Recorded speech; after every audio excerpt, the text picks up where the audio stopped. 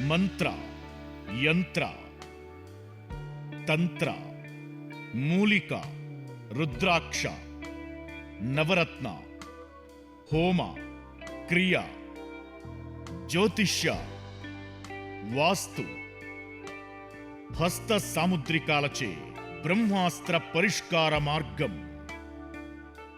శ్రేయం గురుదత్త. ఆత్మీయులందరికీ స్వాగతం. మనకు ఆగస్టు నెల 12వ తేదీన అమావాస్య అవుతుంది. సాధకులకు కానీ, ఏదన్నా చెడు నిర్మూలనకు కానీ, ఒక మంచి ఉపాసన ప్రారంభం చేయడానికి కానీ, గ్రహణ సమయాలు, అమావాస్య, పౌర్ణమి, కొన్ని రకాలైనటువంటి అష్టమి చాలా అద్భుతంగా పనిచేస్తుంది. అష్టమి గురించి చాలా మందికి తెలీదు. కృష్ణుడు అష్టమిలో కృష్ణాష్టమి, కృష్ణుడు అష్టమిలో పుట్టాడు కనుక అష్ట కష్టాలు పడ్డాడు అని చెప్పేసి. కానీ కృష్ణుడు అష్ట కష్టాలు పడినప్పటికీ కూడా విజయము శ్రీకృష్ణుడి సొంతం. మనం హాయిగా ప్రశాంతంగా అన్ని సుఖాలు పొందాలి అనేటువంటి విధానాన్ని మైండ్‌లో మనం పెట్టుకోవద్దు. మనం కష్టం చేస్తూనే వెళ్ళాలి. మానసిక అంటే ఇది మేధో మథనం కావచ్చు, శారీరక శ్రమ కావచ్చు, ఏదైనా సరే మనం చేసుకుంటూ వెళ్ళాల్సిందే. అలా చేసుకుంటూ వెళ్తేనే మనం ముందుకు వెళ్తాము. కష్టాలు అనేటువంటివి మిమ్మల్ని రాటు తేలుస్తాయి బిడ్డ. జ్ఞానాన్ని అపారంగా ఇస్తాయి. రాటు తెలుస్తాయి. ఇంట్లోనే కూర్చొని హాయిగా తినుకుంటూ కూర్చుంటే మీకు బయట ఇయన్నీ ఏ విషయాలు మీకు అర్థం కావు. మీరు వెళ్ళండి, మీరు శారీరక శ్రమ చేయండి. మీకేదైనా డిసీజ్ వస్తే అడగండి. ఏదో మనకు మన లోపం మీద విటమిన్సో, మినరల్సో, కాల్షియం ఇలాంటి డెఫిషియన్సీ మనకు మనం తెచ్చుకుంటే తప్ప, ఒక వ్యక్తి శారీరకంగా విపరీతంగా శ్రమ చేస్తున్నాడు అంటే అతనికి ఎలాంటి సమస్యలు ఉత్పన్నం కావు. ఇది గుర్తుపెట్టుకోండి. ఇక్కడ శ్రీకృష్ణ పరమాత్మ చాలా అద్భుతంగా ముందుకు వెళ్ళాడు. కష్టాలు వచ్చినప్పటికీ కూడా ప్రతి విషయంలోనూ ఎంతో తెలివితేటలు ఉపయోగించాడు. ఎంతో దూరదృష్టి. అసలు ఆ శ్రీకృష్ణ పరమాత్మ నిజంగా అమోఘం. ఇక అంటే తిథులు అనుకున్నప్పుడు ఈ తిథి చాలా అద్భుతమైనటువంటి తిథి. ఇక ఇలాంటి కొన్ని విధానాలుంటాయి. తర్వాత తాంత్రిక విధానంలో ఉండేటువంటి తిథుల విధానం కూడా వేరే ఉంటుంది. మనం చేయడం అనేటువంటిది జరుగుతుంది. ఇక్కడ మన పీఠంలో గత కొంతకాలంగా అమావాస్య కార్యక్రమాలు చేయడం జరుగుతుంది. జనరల్‌గా అంటే ఏ పీఠంలో అయినా సరే బిడ్డ, ఎవరైనా సరే ఒకరు మొదలుపెట్టినప్పుడు ఆ పీఠానికి సంబంధించినటువంటి స్పష్టమైనటువంటి విధానాలు ప్రతిరోజు జరుగుతూ ఉంటాయి. అందుకే పీఠము అని అనుకున్నప్పుడు శక్తి ఎక్కువగా ఉంటుంది.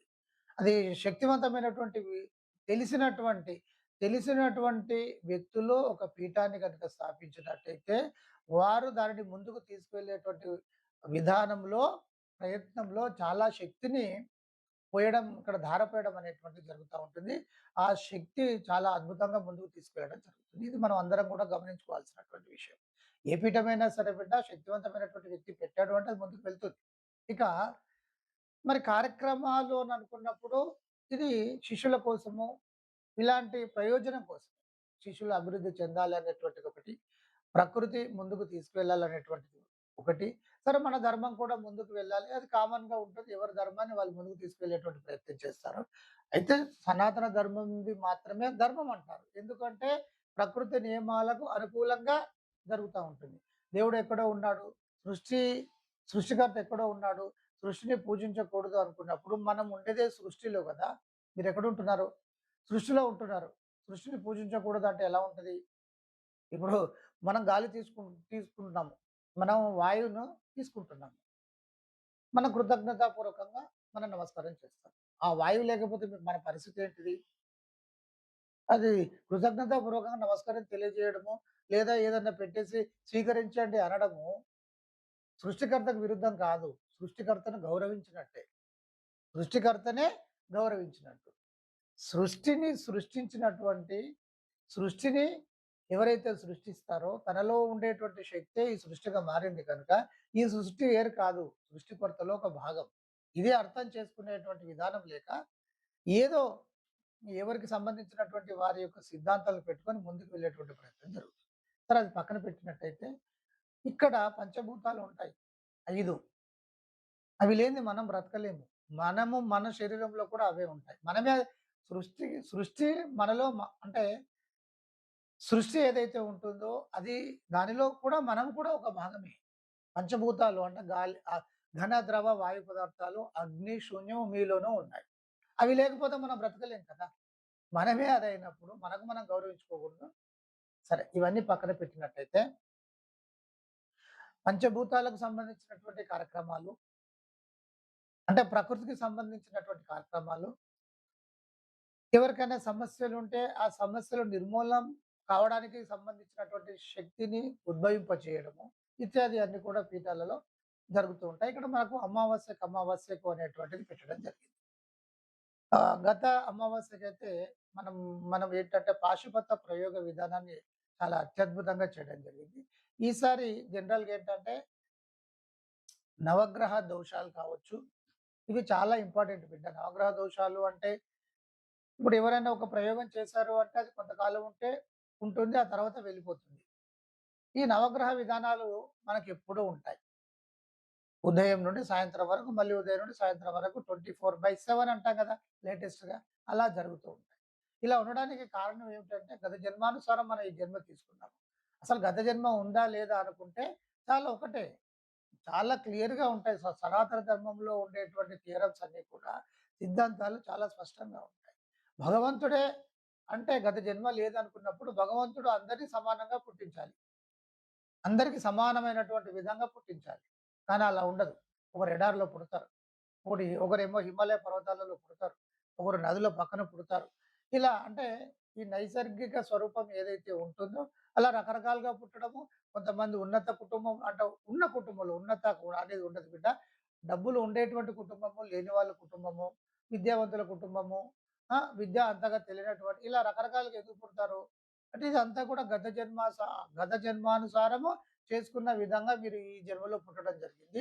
ఈ జన్మలోనూ కూడా మీరు మంచి చేసుకుంటే మీరు ఒక ఉన్నతమైనటువంటి స్థితికి వెళ్తారు. అందుకని ఇతరులని ఇబ్బంది పెట్టకుండా మంచి చేసుకోండిరా నాయనా! ప్రకృతికి సపోర్ట్ చేయండి. కుటుంబాన్ని బాగా చూసుకోండి. ఇతరులకు హాని చేయకండి. అన్నెసెసరీగా తప్పని పరిస్థితుల్లో తప్ప మిగతా జీవాలకు హాని చేయకండి. ప్రతి జీవిలోనూ భగవంతుడున్నాడు. ఇలా చెప్పడం జరిగింది. ఇంతకంటే ఉదాత్తమైనటువంటి ధర్మం ఏముంటుంది? అన్ని జీవులని కూడా మన కోసమే పుట్టాయి కనుక పుట్టించాడు మా దేవుడు చంపేసేసుకొని తినొచ్చు అనంటే, ఇక అది ఎవరికి వారే ఆలోచన చేయదగినటువంటి విషయం. ఇక్కడ మీకు అర్థమైంది కదా! సో, వీటన్నిటికి కూడా సపోర్టింగ్‌గా ఆ వ్యక్తుల యొక్క సమస్యల నిర్మూలనకు సంబంధించినటువంటి విధానము ఇక్కడ పెట్టడం జరిగింది. మీరు 12వ తేదీ అమావాస్య అవుతుంది కనుక వచ్చేవారు ఎవరైనా కూడా రావచ్చు. అయితే వచ్చేటువంటి వారు చాలామంది ఏంటంటే ఇక అలా అలా ఉంటుంది. ఇక కొన్ని సందర్భములలో అనక తప్పదు. ఎందుకనాలి అంటే, మరి ఎవరు చెప్పాలి?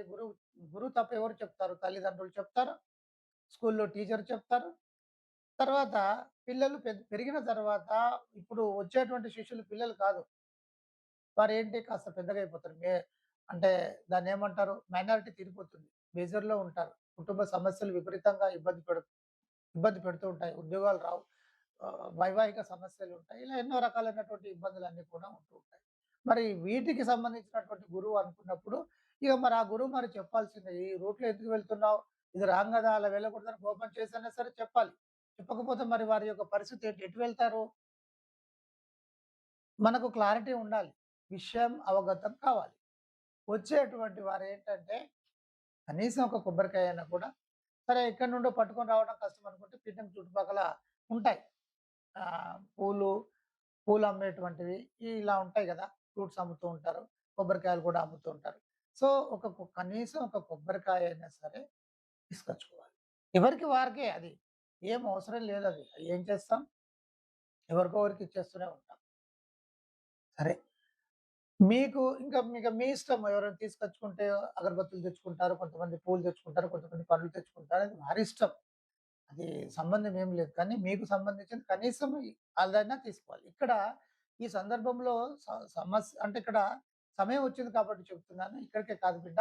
ఎవరైనా బంధువుల ఇంటికి వెళ్ళినప్పుడు గానీ, బంధువుల ఇంటికి మనం వెళ్ళినప్పుడు కానీ, ఏదైనా పెద్దవారి ఇంటికి వెళ్ళినప్పుడు గానీ, గురువుల దగ్గరికి వెళ్ళినప్పుడు గానీ, లేదా మీ టీచర్లు ఎవరైనా సరే ఆ టీచర్ బాగా చెప్పాడు లేదా బాగా చూసుకున్నాడు ఒకసారి వెళ్లి కలుద్దాము అనుకున్నప్పుడు గానీ, ఇలా ఏదైనా సరే ఒకరి ఇంటికి వెళ్ళాలి అని అనుకున్నప్పుడు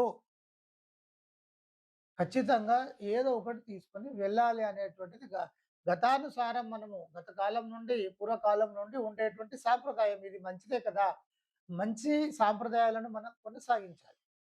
అలా మీరు వెళ్తే అది మీకు కూడా గౌరవప్రదంగా ఉంటుంది. మీకు కూడా బాగా ఉంటుంది. అసలు అది మీరు పెట్టుకోవాలి. సరే మరి ఆ రిలేషన్స్ మాకు ఏం తీసుకురావట్లేదు అంటే తీసుకురాకపోయినా అది వాళ్ళ వ్యక్తిగతం. అది విడిచిపెట్టండి. మీ సంస్కారాన్ని మీరు నిలబెట్టుకునేటువంటి ప్రయత్నం చేసుకోవాలి. కనుక ఎలాంటి సమస్యలున్నా కూడా మీరు 12వ తేదీన ఇక్కడ ఎక్కువగా అంటే కార్యక్రమాలే ఉంటాయి. ఉదయం నుండి సాయంత్రం దాకా భోజన కార్యక్రమాలు కూడా ఇక్కడే ఉంటాయి కనుక మీరు ప్రశాంతంగా వచ్చి సాధన చేసుకోవాలి. పీఠాలలో సాధన చాలా ఉత్తమంగా పనిచేస్తుంది. దేవాలయాలలో, పీఠాలలో. అయితే దాన్ని పోల్చడం కుదరదు కానీ విగ్రహ ప్రతిష్ఠ జరిగి దానికి సంబంధించినటువంటి విధానము టెంపుల్స్‌లలో ఉంటుంది. పీఠాలలో ఈ ఈ విధానము వేరే ఉంటుంది. దీని యొక్క విధానం చాలా శక్తివంతంగా ఉంటుంది. శక్తివంతంగా ఈ యంత్ర ప్రతిష్ఠ జరిగినటువంటి దేవాలయాలలో కూడా ఆ శక్తి ఉంటుంది. కనుక దేవాలయాలు మనవే బిడ్డ. పీఠ పరంపర విధానం మీకు ఏదైనా తెలిసి ఉంటే మీరు గనుక శిష్యులైనట్టయితే పీఠాలలోకి వెళ్లి మీరు సాధన చేసుకోవచ్చు. లేదంటే దగ్గరలో ఉండేటువంటి టెంపుల్స్‌లోకి వెళ్ళేటువంటి ప్రయత్నం చేయండి. ఏ దోషాలైనప్పటికీ కూడా ఏ దోషాలైనా మీరు మిమ్మల్ని పట్టి పీడిస్తున్నాయి అనుకుంటే అమావాస్యకు, పౌర్ణమికి మీకు అందుబాటులో ఉండేటువంటి దేవాలయాలకు కానీ, అందుబాటులో ఉండేటువంటి పీఠాలకు గాని వెళ్ళి, దేవాలయాలలో మీకేదన్నా సాధన కనుక తెలిసి ఉన్నట్టయితే, ఇప్పుడు మీరు చేసుకోవచ్చు. ఏ దేవాలయంలో అయినా కూడా చేసుకోవచ్చు. మీకేమి లేకపోయినా ఒక ఆంజనేయ దండకము, భైరవాష్టకాలు, దేవి ఖడ్గమాల, ఆంజనేయ బడబానల స్తోత్రం ఇలా కొన్ని ఉంటాయి కదా! మీకు తెలిసింది మీరు చేసుకునేటువంటి ప్రయత్నం చేయండి. పూర్వకాలంలో ఉండేటువంటి టెంపుల్స్‌లో అయితే ఏమి చదవాలి అనేటువంటి శ్లోకాలు రాసి ఉంటాయి. అదన్నా కూడా మీరు చదివేటువంటి ప్రయత్నం చేయండి. మీ సమస్య నుండి బయటపడేటువంటి ప్రయత్నం చేయండి. అందరికీ బెస్ట్. మంత్ర, యంత్ర, తంత్ర, మూలిక, రుద్రాక్ష, నవరత్న, హోమ, క్రియ, జ్యోతిష్య, వాస్తు, హస్త సాముద్రికాలచే బ్రహ్మాస్త్ర పరిష్కార మార్గం